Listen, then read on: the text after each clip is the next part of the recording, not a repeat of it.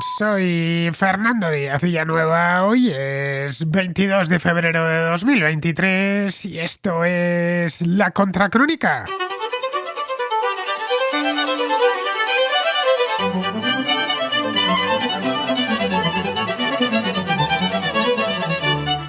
Joe Biden efectuó el lunes una visita sorpresa a Kiev para reunirse con su homólogo ucraniano Volodymyr Zelensky.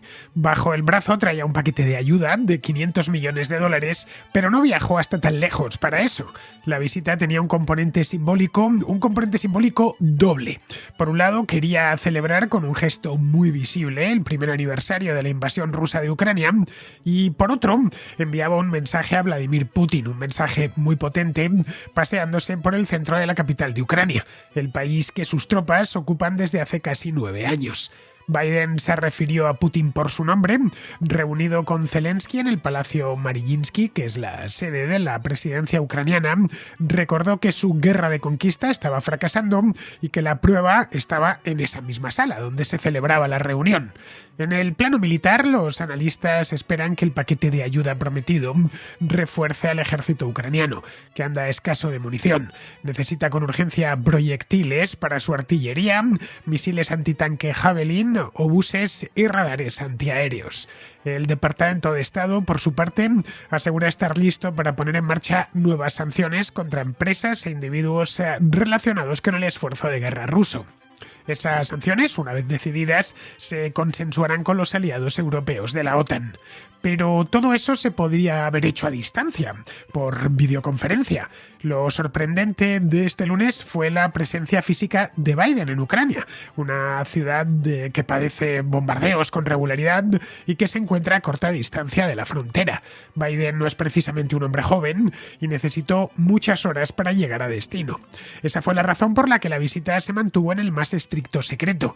Nadie, a excepción de unos pocos en Washington y dentro del propio gobierno ucraniano, sabían de ella. Al parecer, el presidente tomó la decisión de visitar Kiev el viernes pasado y fue entonces cuando se preparó un complejo dispositivo de seguridad. Voló hasta Polonia y allí abordó un tren que, tras 10 horas de travesía, le llevó hasta la capital de Ucrania. Antes de emprender el viaje, informó al Kremlin por canales diplomáticos para así evitar males mayores. Biden ha sido el último de los principales líderes occidentales en visitar Kiev. Antes de él pasaron por allí prácticamente todos los mandatarios europeos. Es también el primer presidente de Estados Unidos que visita Ucrania desde que George Bush lo hizo allá por 2008, en un mundo muy diferente al actual. Esta visita marca, de cualquier modo, el primer, y esperemos que último, aniversario de una guerra que ha conmocionado al mundo. El conflicto, una agresión injustificada que Rusia ha perpetrado contra un Estado soberano, ha costado ya cientos de miles de vidas. Ha desatado una crisis energética y ha puesto sobre el tapete problemas de índole geopolítica que se arrastraban desde hacía ya tiempo. Horas más tarde, Vladimir Putin respondió con un discurso televisado en el que acusó a Occidente de provocar la guerra y de querer imponer sus propios valores. Nada nuevo que no haya repetido hasta la saciedad la propaganda rusa en el último año. A día de hoy sigue siendo una incógnita absoluta, quién ganará esta guerra. Ambos contendientes tienen la posibilidad de vencer, pero el mundo no volverá a ser el mismo. Pero eso sí, la guerra ya ha dejado una serie de lecciones que las principales potencias mundiales deberían esforzarse en aprender.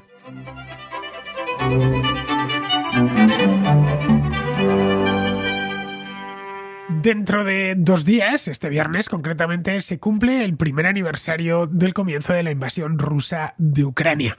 Es un tema que ha sido protagonista del último año, en concreto de la Contracrónica muchísimo. He hablado de la guerra en Ucrania, de la invasión de Ucrania, pues no sé ni cuántos programas he podido hacer, pero decenas y decenas, de una cosa, de otra, viéndolo desde prácticamente todos los puntos de vista. Es un tema que desde el momento mismo que estalló ya supe que iba a condicionar, lo sospechaba en aquel momento, todavía no podía saberlo, pero sí sospechaba que iba a condicionar el futuro de una manera decisiva. El tema lo había agarrado previamente, los meses anteriores, especialmente a partir de noviembre de 2021, cuando se empezó a calentar la situación en la frontera entre Rusia y Ucrania, y ahí ya se veía que algo gordo podía pasar. No tan gordo como al final ha terminado pasando, pero vamos, los que se pusieron en lo peor en aquella ocasión sí que acertaron. Bien, pues este año ha sido un año de guerra guerra sin cuartel, en la que tanto rusos como ucranianos se han dejado 100.000 vidas aproximadamente cada uno de los bandos. En las bajas ucranianas encontramos también miles de civiles víctimas de los bombardeos sobre las ciudades, algo que ha sido la norma desde el primer día. Se han perpetrado infinidad de crímenes de guerra en este aspecto, que esperemos que en el futuro se pueda poner a sus responsables frente a un tribunal penal internacional. El responsable de la invasión, el responsable último de la invasión, que no es otro que Vladimir Putin, ha desatado en definitiva una guerra total en la que no ha respetado a nada ni a nadie. Es una guerra como no se pensaba que iba a volver a darse en territorio europeo. Aproximadamente el 30% de la población ucraniana se encuentra desplazada en estos momentos, ha llegado a ser mucho más, especialmente al principio de la guerra, y en torno a la mitad de su capacidad de generación eléctrica se encuentra dañada tras los ataques sistemáticos por parte de los rusos sobre las centrales eléctricas. Empezaron desde el primer momento, pero durante los meses de noviembre y diciembre se intensificaron, con la intención, no ocultada nunca, de dejar helados y a oscuras a los ucranianos, a la población civil ucraniana en las ciudades. En el campo de batalla, las pérdidas son cuantiosas, por supuesto de vidas humanas, ya sabéis, esas son irreemplazables, pero también de equipo militar. El norte y el este de Ucrania están llenos de restos de tanques, de obuses y de todo tipo de vehículos militares. Buena parte del país está minado, lo cual va a obligar a, cuando termine esto, a proceder a una operación de desminado intensivo. Han sido además derribados aviones de combate y hasta el buque insignia de la flota rusa del Mar Negro, el crucero Moskva, fue hundido por la artillería ucraniana en el mes de abril. Recordémoslo, algo que tampoco, por supuesto, y de ninguna manera se esperaba, que desde tierra no se hundió en una batalla naval, como espera hundirse todo buque y más del tamaño del Moskva, sino le hundieron desde tierra con unos misiles teledirigidos. Bien, la guerra ha atravesado varias fases. La primera, durante el mes de marzo, estuvo marcada por el avance ruso por el norte, el este y el sur del país. Fue un ataque en forma de pinza que pretendía rendir al país cuanto antes, tomar la capital, Kiev, y las principales ciudades, que son Kharkov y Odessa, y avanzar hacia el oeste del país y hacerse con el control en cuestión de unos pocos días.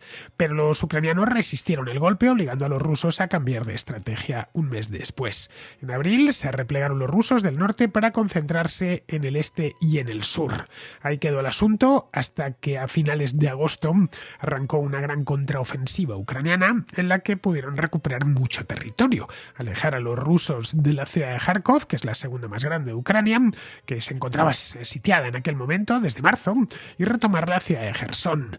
Bien, os estoy mostrando un mapa, voy a mostraros un par de mapas, aprovechando la ventaja que me da estar en YouTube, y en iVoox también lo podéis ver a través de la zona de comunidad, no tenéis más que ir a pinchar y podéis ver allí las imágenes que os voy a mostrar. Bien, os estoy mostrando un mapa de cómo ha ido la cosa desde el momento de la invasión. Son concretamente 4 mapas, vemos los 2 primeros ahora, luego os pongo los 2 segundos. En este mapa que estamos viendo, vemos en el mapa de la izquierda la situación a 22 o 23 de febrero, mejor dicho, del año 2022, hace justo un año. A la derecha vemos la situación a 30 de marzo, es decir, más o menos un mes después. Los rusos habían avanzado, colocándose a las puertas de Kiev y de Kharkov, y a no mucha distancia de Odessa. Os lo estoy explicando, pero lo estáis viendo con vuestros propios ojos. Para entonces habían unido ya la zona que ya controlaban en el Donbass desde el año 2014 con Crimea, que también la controlaban desde 2014, y habían construido ese puente de tierra arrasando la ciudad de Mariupol por el camino.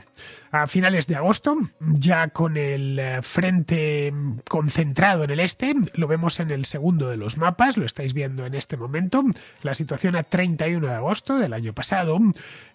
Vemos que el frente ya se había más o menos estabilizado en el este del país.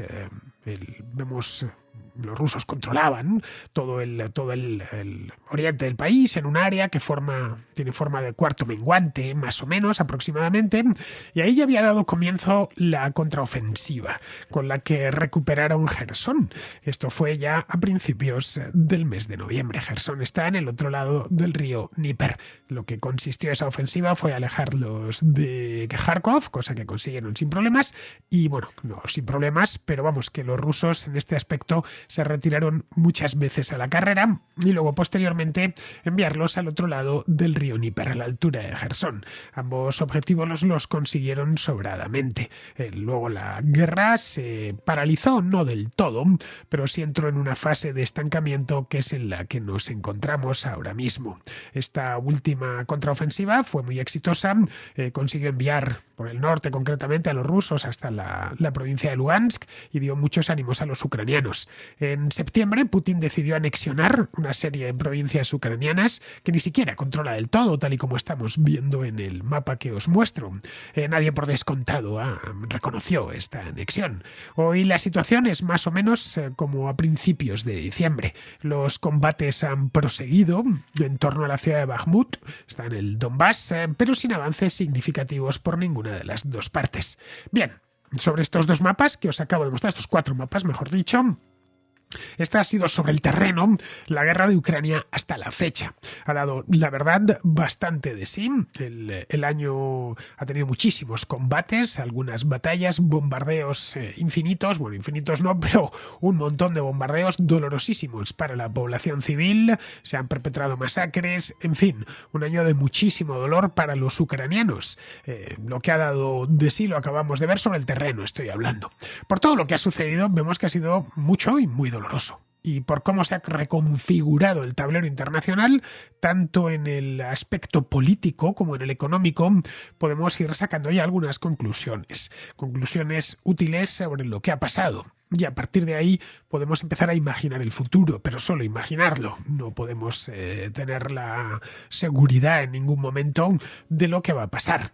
Bien, la primera de esas conclusiones, creo que va de suyo, es que Vladimir Putin se equivocó cuando empezó esto, hace un año. Es decir, si pudiese, os lo he dicho en más de una ocasión, si Putin pudiese volver estamos hoy a 22 de febrero, pues al 22 de febrero del año 2022, es decir, hace justo un año, seguramente no hubiese invadido Ucrania. Si le hubiesen informado que esto le iba a costar 100.000 vidas, que le iba a costar una fortuna, que iba a encontrar semejante reacción por parte de Occidente, se lo hubiese pensado 2 veces y en la segunda vez, quizá no en la primera, pero sí en la segunda vez, hubiese decidido dar una orden a sus hombres, a los 200.000 hombres que tenía concentrados junto a la frontera, la orden de retirarse. Pero claro, Vladimir Putin tampoco no deja de ser un ser humano, tampoco conoce el futuro.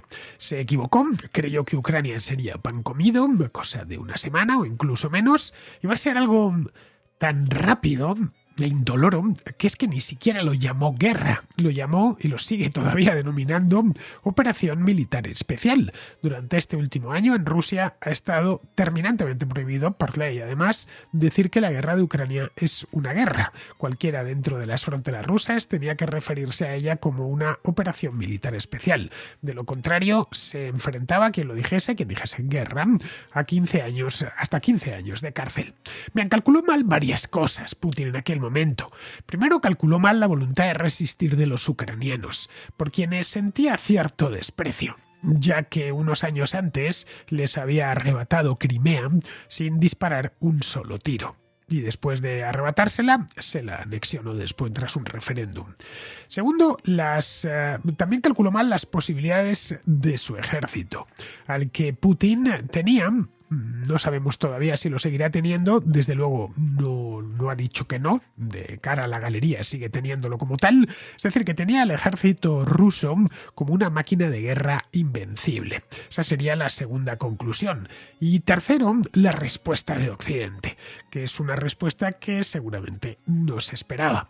Estaba persuadido de que las potencias occidentales se quejarían, condenarían de forma retórica la invasión, dirían aquello del deeply concerned, es decir, estamos profundamente preocupados por lo que ha pasado aquí o por lo que ha pasado allá, pero que la cosa no pasase de la preocupación retórica. Pero vamos, que luego aceptarían el órdago de Rusia en Ucrania y a otra cosa. Un par de años de enfado, alguna sanción menor, y en cuestión de 5 o 6 años se habría olvidado porque habría ya otro gobierno en Ucrania y las aguas volverían a su cauce sin más problemas. Ojo, que pensase esto no era extraño. A fin de cuentas, la dependencia energética de Europa Occidental especialmente, era muy acusada. Buena parte del gas, del petróleo y del carbón que importaban provenía directamente de Rusia. El gas concretamente se importaba a un precio muy conveniente. Así que debió pensar que no iban a poner ni los alemanes, ni los holandeses, ni los británicos su bienestar en peligro, su bienestar por un país como Ucrania, país lejano en el que no se les había en principio perdido nada y al que habían ignorado más o menos en 2014. No pasaron de unas pequeñas sanciones y de decir que estaban muy preocupados cuando Putin les dio el primer bocado. Pero nada de lo que he apuntado antes sucedió.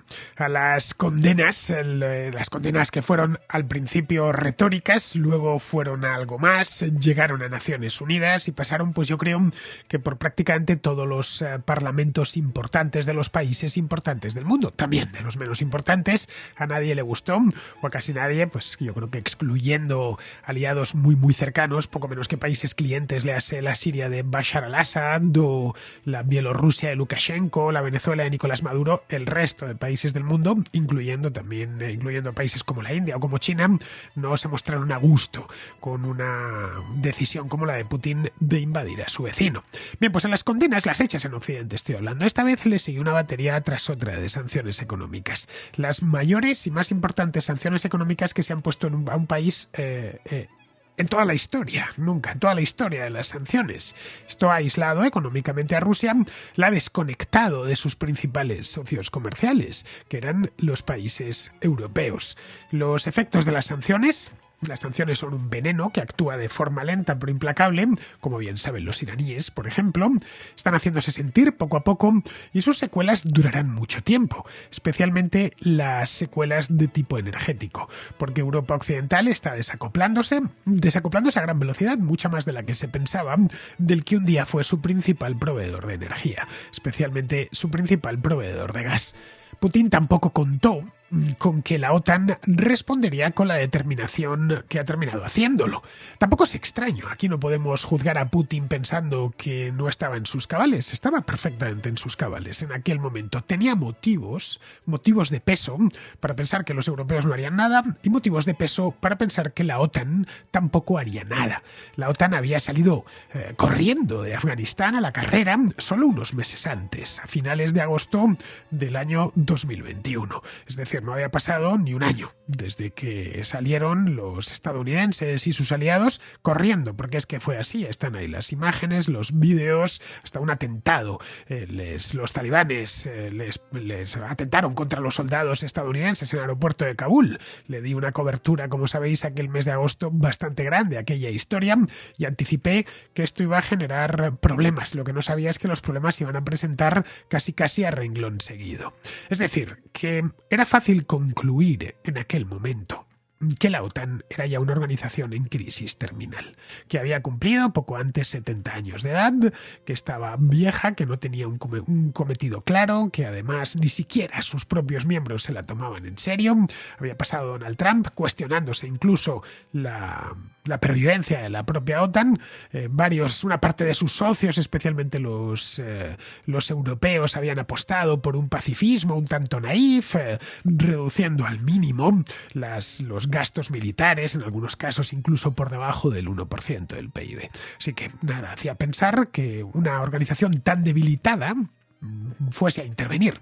Bien, pues el resultado de este error de cálculo capital es que en lugar de enfrentarse a un oponente mucho más débil como Ucrania, Rusia está librando una guerra contra un país que está apoyado por una coalición internacional inmensa de 30 miembros y que no son cualquiera esos 30 miembros. El PIB combinado de los países de la OTAN es unas 20 veces superior al de Rusia. Esa coalición dispone y produce de armamento más sofisticado del que tiene Rusia y tiene sobre todo una capacidad para producirlo de manera mucho más sostenida en el tiempo. Y al final las guerras modernas son así, es quien puede producir más y poner más capacidad de fuego en el campo de batalla. El apoyo externo, evidentemente, no garantiza la victoria de Ucrania, ni mucho menos, pero ha transformado lo que Putin suponía que iba a ser una guerra fácil, una campaña rápida, barata y sin complicaciones. Pues ha transformado eso en una guerra de desgaste, muy costosa, que está poniendo a prueba la capacidad de resistencia de la propia Rusia y del propio ejército ruso. A día de hoy no tenemos ni idea, y cuando digo ni idea es ni idea, de quién se terminará imponiendo en Ucrania. Si es que alguien lo hace, si pensamos en términos de uno va a ganar y va a obtener una victoria absoluta y el otro va a tener una derrota absoluta, podría suceder que no hubiese una victoria absoluta, un vencedor absoluto y un vencido absoluto. Es una posibilidad con la que se debe de trabajar, ¿no? Podría terminar esto con la partición de Ucrania. Un escenario que muchos contemplan desde hace meses. Por más ayuda occidental que Ucrania tenga, y tiene bastante, y probablemente a lo largo de los próximos meses se le entregue más, Rusia sigue siendo un enemigo formidable. Los propios ucranianos lo saben a la perfección. Rusia triplica la población de Ucrania y posee reservas sustanciales, reservas humanas y reservas armamentísticas e industriales para prolongar el conflicto durante mucho más tiempo. Como agravante, en el Kremlin ven esto de casi diría, bueno, no casi, es que lo dicen así, para ellos es un problema existencial. El otro día, ayer, lo decía el propio Putin dirigiéndose a todos los rusos por televisión. Venía a decir que o Rusia gana esta guerra o corre el riesgo cierto de desaparecer. Una guerra de desgaste prolongada no favorece a Ucrania, cuyos efectivos en edad de combatir son los que son, y no los puede reproducir, desde luego no los puede reproducir fácilmente ni rápidamente tampoco. Los niños nacen, pero hasta que pueden entrar en edad de combatir les hace falta unos cuantos años, y hay una cantidad limitada de ucranianos, y esa cantidad es más pequeña que la cantidad de rusos en edad de combatir, estoy hablando. Luego hay otro problema añadido. Ucrania está combatiendo con armas prestadas de Occidente, que se las han dejado, se las han donado, se las han vendido a bajo precio, y en el momento en que Occidente no quiera prestar más, ya está, automáticamente ahí se acaba, si bien no la resistencia, sí su capacidad de conseguir resistir de forma efectiva. Así que una guerra que dure mucho no les interesa del todo, porque tiene una cantidad limitada de gente que enviar a la guerra, y por otro, la paciencia de los aliados occidentales se puede terminar acabando. De ahí la urgencia que tienen en Kiev por conseguir armas modernas, las más modernas que se pueda, conseguir de sus socios, como, qué sé yo, los tanques Leopard de los que tanto hablamos el mes pasado, o ahora empezamos ya con el tema de los aviones de combate. Esto les puede permitir, y de hecho les está permitiendo, mantener las líneas e incluso avanzar en algunas zonas, si la resistencia rusa no es muy feroz, si les pasa lo que les pasó en los meses de septiembre y octubre, ¿no? Pero recuperar todo el territorio ocupado por Rusia, que sigue siendo una parte considerable del país, eso ya es otro cantar. Algunas regiones como Crimea están ocupadas desde hace años, desde el año 2014, y su población es en su mayor parte partidaria de permanecer dentro de Rusia.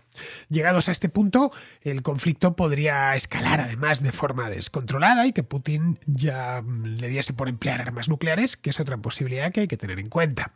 Recuperar Crimea de forma más o menos sencilla solo sería posible si se produce un derrumbe de Rusia.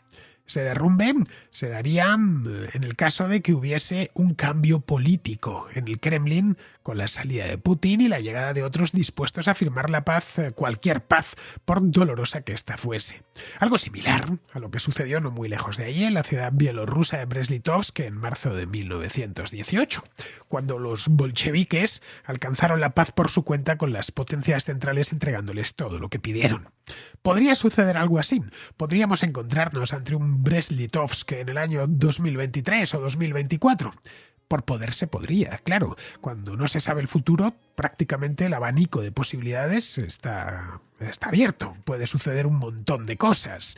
Pero nada indica, con lo que sabemos ahora mismo, que la Rusia actual, muy diferente por lo demás a la de hace un siglo, esté al borde del colapso. Además, como indican algunos analistas, bien enterados de lo que sucede dentro de Rusia, en el caso de que cayese Putin, lo más probable es que su lugar lo ocupase alguien todavía más radical.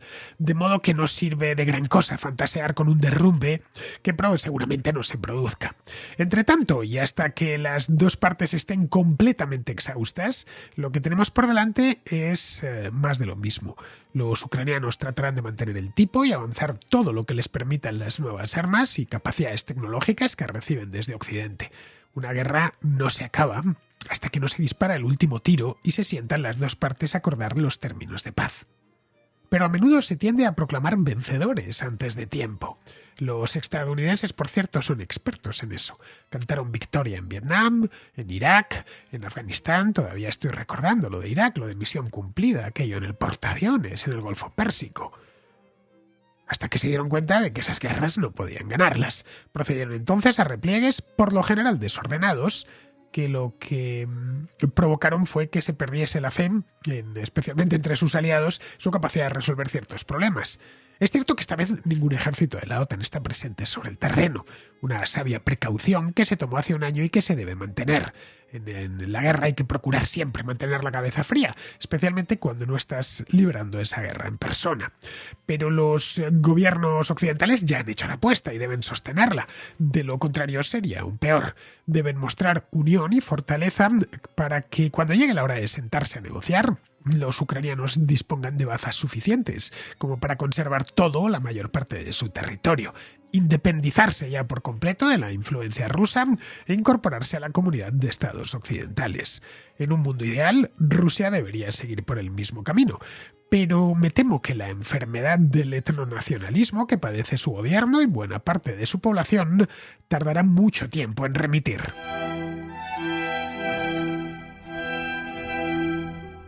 Vamos con la contrarréplica. Empezamos con Pedro Luis, que al hilo del programa de ayer nos habla del uso de drones en la guerra de Ucrania. Muy buenas. Me gustaría humildemente dar un aporte a la contracrónica sobre el uso de drones en la guerra moderna. Primero quería decirte a ti y a los contraescuchas que a los ingenieros ucranianos les es ya muy sencillo reprogramar el software de los drones usados en vigilancia y hackear la señal del GPS. Así que no importa si la empresa que los fabrica quiere bloquear su señal. De igual forma serán usados en el frente. También me gustaría hablar un poco sobre los drones usados por el enemigo, por Rusia, pues son drones en su mayoría de fácil fabricación y muy baratos. Drones ya suicidas como el Lancer 2 y 3, o como cariñosamente en los grupos amateurs de inteligencia militar les llamamos con sorna, las lavadoras de Putin, o los cortacéspedes del Ayatollah, pues vienen equipados con motores de lavadora inteligentes y sus chips pueden procesar exactamente lo mismo que un cortacésped. El Shahed 131 dado a Rusia por Irán y el Lancer 3 fabricados en masa, ambos contienen componentes occidentales de uso civil como cámaras de tráfico, usadas por ejemplo en Suecia. Aunque parezca gracioso, es bastante real. Ambos drones son drones kamikaze. Por último, el uso de los drones de inteligencia usados por Rusia es el siguiente. Durante un vuelo de inteligencia en un sector concreto del frente, se fotografía todo el sector con sus cámaras. Y luego, al día siguiente, se vuelve a repetir el proceso. Se compara el material en busca de cambios en el entorno, por ejemplo, botellas de plástico, nylons, basura en general de origen humano que se va acumulando por los ucranianos, evidentemente, en los techos, en los alrededores de las trincheras y ya, revelando así el lugar donde se debería ajustar el tiro de batería. Recordando que el uso masivo de artillería es el alma de la doctrina ofensivo ruso-soviética, esto es bastante relevante. Esto ya lo sabemos por las continuas críticas de los voluntarios occidentales hacia el comportamiento bastante poco profesional de los soldados ucranianos y en general de los pertenecientes a la Guardia Nacional. Bueno, no todos. También ya se han diseñado tanto por rusos como por ucranianos métodos sencillos de protección de artillería, como simples redes que son reforzadas en las que los drones suicidas quedan atrapados, salvando bastantes vidas y material con relativo éxito. Y bueno, eso es todo. Disculpa que me salió un poco largo. Soy patrono de tu canal en iVoox y YouTube y te seguiré apoyando. Éxito, ¿eh? Y cuenta conmigo. Pues muchas gracias, Pedro Luis. Gracias por duplicado. La primera por apoyar este programa, que existe gracias a los que estáis al otro lado, apoyándolo. Y la segunda porque tu nota de voz me pareció muy instructiva. Esto de los drones baratos está revolucionando el campo de batalla y es curioso porque lo normal es que la tecnología militar termine pasándose a la tecnología civil, pero no al contrario. Durante la Guerra Fría, muchas de las tecnologías desarrolladas en la industria armamentística o en la propia carrera espacial, que en cierta medida fue parte de un programa militar, terminaron desembocando en usos civiles. En esta guerra en Ucrania lo que estamos viendo es lo contrario, que aparatos tecnológicos y tecnologías disponibles en cualquier tienda, como estos drones, ¿no?, de DJI, se están empleando como armas de guerra. Esto hace medio siglo hubiese sorprendido. Aplicaciones como Google Maps, por ejemplo, hubieran sido casi de ciencia ficción hace solo 20 años. A mí, de hecho, para mí Google Maps está siendo una herramienta muy útil para seguir la guerra en Ucrania. El GPS, que nació como una tecnología militar, hoy es básicamente de uso civil. Llevamos encima de nosotros un teléfono con tecnología GPS, seguramente un reloj inteligente también que incorpora un GPS, bueno, y prácticamente todos los automóviles nuevos lo equipan. El tema es que la electrónica está presente hoy en todos los detalles de nuestra vida y en cada momento, y no es algo circunscrito a los países ricos. Algo que no nos hubiéramos podido ni siquiera imaginar hace 25 o 30 años, cuando aparecieron los primeros teléfonos móviles, es que hoy todo el mundo, incluyendo a los países más pobres, que todos tendrían un teléfono celular en el bolsillo, los actuales es mucho más que un teléfono, es una computadora de bolsillo con la que se pueden hacer infinidad de cosas. Hace una semana, cuando hablaba aquí de la omnipresencia de los semiconductores en nuestra vida, lo comentaba por encima. Toda nuestra existencia gira en torno a semiconductores. Era imposible que en el caso de una guerra esos semiconductores no se utilizasen para el esfuerzo de guerra, naturalmente. Bien, seguimos con Carlos, que nos habla de la prohibición por parte de la Unión Europea de los vehículos de combustión interna para el año 2035. Un tema que ya tratamos ayer y que me temo que seguiremos tratando en la Contracrónica durante mucho más tiempo. Buenos días, Fernando. Te mando un audio como respuesta a otro contraescucha sobre la prohibición de la fabricación de coches de combustión interna, ¿no? Que se preguntaba este contraescucha si los políticos lo habían pensado sobre las consecuencias y tal. Y bueno, tú indicas que en verdad pues es relativamente poco tiempo y que seguramente pues no estemos listos de aquí a 12 años para hacer esa transición tan brusca. Pero bueno, 12 años o 13 son 3 legislaturas. Políticamente eso es una inmensidad de tiempo. Hace 3 legislaturas en España, pues no sé si todavía estaba Rajoy con mayoría absoluta, el PSOE lo dirigía Rubalcaba, no existían Podemos ni Ciudadanos ni Vox. En Alemania gobernaba Merkel, todavía no había hecho su desastrosa Energiewende, la transición energética. En Estados Unidos gobernaba Obama, China era un país que recibía de manos abiertas inversión extranjera. Era un mundo muy distinto, ¿no? Es decir, 12 años es mucho más largo que la vida media de un político en un cargo de responsabilidad visible al público. Luego ellos transitan hacia cargos que no son visibles, pero de las leyes que aprobase el gobierno español o el Parlamento Europeo hace 12 años, para empezar que nadie se acuerda y para seguir que las personas que las defendieron públicamente, las cabezas de Estado de ese momento y sus ministros y sus gabinetes ya están completamente fuera de la escena pública. Ellos seguirán teniendo cargos de poder, con más o menos poder en otros sitios, obviamente porque siguen haciendo carrera política, pero ya nadie les va a pedir cuentas.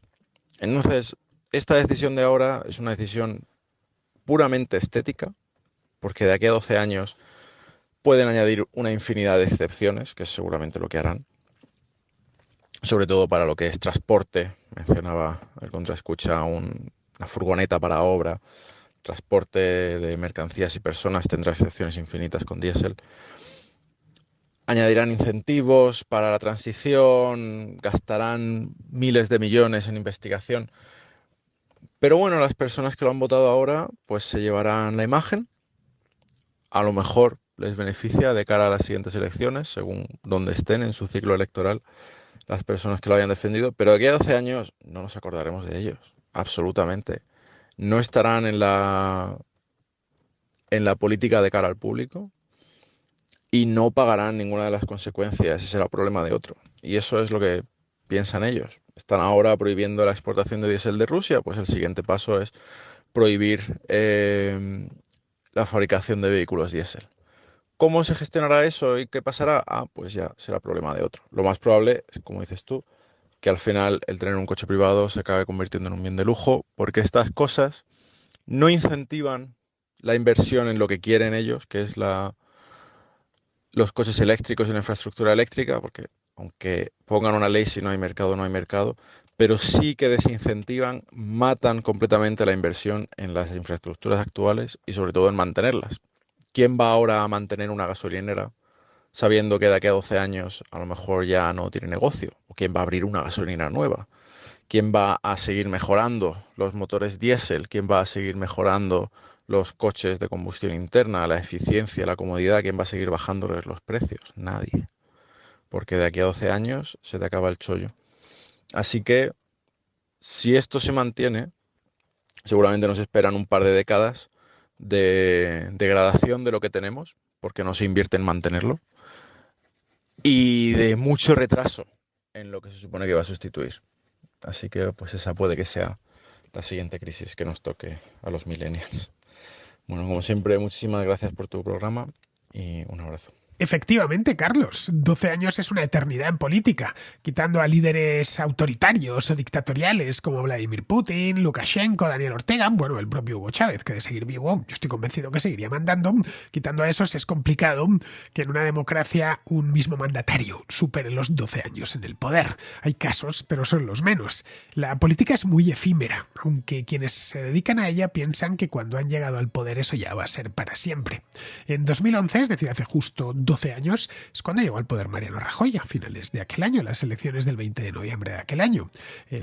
Hoy en España Rajoy es casi diría un vago recuerdo. Lo mismo sucede con Obama o con Angela Merkel o con François Hollande. Bueno, François Hollande en el año 2011 ni siquiera había ganado las elecciones. Hollande se convertiría en presidente de Francia en mayo de 2012.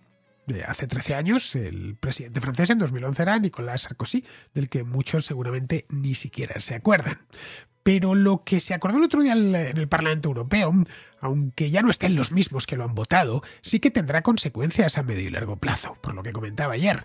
La cuestión no es si los vehículos eléctricos actuales tienen más o menos autonomía o son más o menos caros. Eso depende de la cantidad de dinero que los fabricantes metan en la investigación de baterías más eficientes y de la demanda de esos mismos vehículos que los abaratará, hará que baje su precio. El problema no es tanto industrial. La industria del automóvil, de hecho, ha demostrado gran pericia en adaptarse a la electrificación. Caray, hace 12 años, ahora que hablamos de 2011. Un vehículo eléctrico era una rareza. Apenas figuraban en los catálogos de los fabricantes y bueno, era realmente difícil ver uno por la calle, a pesar de que ya existían. Hoy es lo normal. El problema, como digo, no es industrial, sino de infraestructura. Supone cambiar una infraestructura que se ha ido desarrollando a lo largo de más de un siglo por otra distinta y que además ambas convivan durante un tiempo. Los vehículos eléctricos utilizan las mismas carreteras, los mismos puentes y los mismos túneles que los de combustión interna y los mismos aparcamientos, pero no necesitan gasolina ni gasóleo y existe toda una infraestructura para que cuando necesites llenar el depósito haya donde hacerlo. Ese creo que es el principal desafío, porque va a hacer falta crear otra infraestructura paralela para suministrar electricidad a millones y millones de vehículos eléctricos. Buena parte de ese trabajo no se ha hecho. Y es un trabajo que lleva mucho tiempo y muchísima inversión. Levantar desde cero centrales eléctricas, incluso las más rápidas de hacer, como son las fotovoltaicas, es que lleva meses, cuando no años directamente. Si te metes ya en el tema de los permisos. Luego hace falta fortalecer toda la red de distribución, que debe alcanzar todos los rincones del país para que esos vehículos eléctricos puedan conectarse a ella. A ver, por poder se puede hacer, claro. Lo que no sé si en 12 años será suficiente. De ahí que me temo, como decía ayer, que es posible que en los próximos 20 años los vehículos privados sean más caros en su precio de venta al público, quiero decir, o por lo menos más caros de lo que han sido hasta la fecha. En cierta medida, esa idea que tenemos muy asentada desde la posguerra, de que cualquier persona con un sueldo medio puede adquirir y mantener un vehículo, esa idea tenderá a desaparecer. Pero bueno, no somos adivinos, Carlos. Vamos a ver cómo evoluciona la cosa. Bien, seguimos ahora con Israel, que nos trae un tema del que yo nunca había oído hablar, si os soy sincero, seguramente muchos de vosotros tampoco. La denominada copaternidad. Hola Fernando, ¿qué tal? Quería hacerte llegar una duda y es tu opinión sobre la copaternidad. Según parece, una forma de relación, digámoslo así, contractual, en la que dos personas adultas pues deciden tener como un hijo, pero no una relación amorosa, sentimental entre ellos. Es un poco, no sé cómo decirlo, entiendo que hoy en día se puede decir que, bueno, que hay como llaman ahora modelos de familia, pero es que esto ya no es ni, ni el modelo de familia, o sea, me parecía la deconstrucción absoluta de la familia de pareja, ¿no? Como asumir el fracaso, digámoslo así, ¿no? Comentaban en la noticia que es como cuando una pareja ya está separada, pero desde el comienzo. En fin. Bueno, muchísimas gracias por tu opinión. Un saludo. Pues no sabía ni que existía eso. Pero vamos, no creo que mucha gente se apunte a lo de la copaternidad. No sé, ser padre ya es una responsabilidad muy grande, así que lo suyo es que al menos estés enamorado y quieras mucho a la madre de la criatura y viceversa. Luego puede suceder, y de hecho sucede, que el amor se esfuma y queda ahí el niño. Pero eso no era lo que sus padres habían planeado. De cualquier modo, no creo que haga falta contrato alguno. Qué ganas de enredar tiene esta gente. Si dejas embarazada a una mujer, te va a tocar hacerte cargo del niño, te guste o no. Tendrás que pasar una pensión alimenticia y entiendo que si no eres un desalmado, tratarás de que el niño crezca fuerte, sano y con buenos valores que le permitan conducirse por la vida. A fin de cuentas es tu hijo, ¿no? Así que si alguno quiere lo de la copaternidad, no hace falta que se haga líos y firme contratos, que siga adelante, que evite medios anticonceptivos. La naturaleza y la legislación vigente hará el resto. Es sorprendente, pero en estos tiempos que vivimos, cada día aparece uno que dice haber inventado la leche condensada. Y no, caray, la leche condensada se inventó hace ya un par de siglos. Bueno, esto lo hizo un francés, Nicolas Appert, que fue quien inventó la comida envasada. Así que hasta en esto de la copaternidad lo único que han hecho es ponerle un nombre. Ya está. Es como lo del coliving, ¿no? El de compartir piso con un amigo. Bueno, pues eso ahora se llama coliving. Y como esto han inventado un montón de conceptos que ya existían. Lo único que han hecho es nombrarlos, generalmente con algún anglicismo. Bien, vamos ahora con Carmen, que recupera un tema de la semana pasada, el de los problemas que arrastra el NHS, el sistema sanitario británico. Carmen lo conoce bien porque ha trabajado como enfermera allí y nos da su opinión. Hola Fernando, lo primero darte la enhorabuena por tu programa, decirte que me gusta mucho escucharte, siempre aprendo algo nuevo. Mi audio es respecto al programa que hiciste hace unos días de la problemática que está habiendo en la sanidad inglesa, porque yo soy enfermera, trabajé allí hace años, viví una época dorada en su sanidad, en el NHS, cuando las cosas funcionaban muy bien, pero me consta por compañeros que conservo allí que efectivamente las cosas ahora no son iguales, la gente está muy descontenta y el sistema no funciona tan bien como en ese momento. Mi percepción hace años, cuando se notaba que había un motor económico potente, que supongo que ahora no lo habrá, es que en cuanto a los salarios no había gran diferencia respecto a España, más o menos serían equiparables, pero sí que había muchas diferencias en cuanto a que es un sistema extremadamente garantista con el paciente, o por lo menos lo era, y eso conllevaba que fuera un sistema muy poco eficiente. Por poner un ejemplo, en España tú tienes un familiar enfermo, se le da de alta, por ejemplo, una persona mayor que requiere asistencia en casa y no hay debate. Esa persona se va a ir a su casa sí o sí y el sistema no va a organizar ningún tipo de ayuda. Va a ser la familia la que supla todos los cuidados. En Reino Unido, si la familia declara que no puede hacerse cargo de ese familiar, que no dispone de los medios, esa persona permanece ingresada en el hospital 1 mes, 2 meses o lo que haga falta hasta que se arreglan todas las ayudas gubernamentales para el cuidado de esa persona. Con lo cual, todo esto retrasa muchísimo todos los procesos asistenciales. Luego, el personal de allí no está acostumbrado a la presión asistencial que hay, por ejemplo, en España. Son enfermeras y médicos acostumbrados a un trabajo más relajado, con muchísima burocracia. Es extremadamente grande la burocracia que hay allí, con lo cual eso también ralentiza mucho el sistema y requiere de muchísimo más personal del que, por ejemplo, aquí hace falta. Y luego tienen un sistema lleno de subespecialistas, es decir, que requiere mucho más personal porque con lo que aquí hace una persona, allí contratan 3. Entonces, bueno, así a grandes rasgos, intentando no alargarme mucho, creo que todas estas cosas están muy bien, pero requieren de muchísima inversión económica.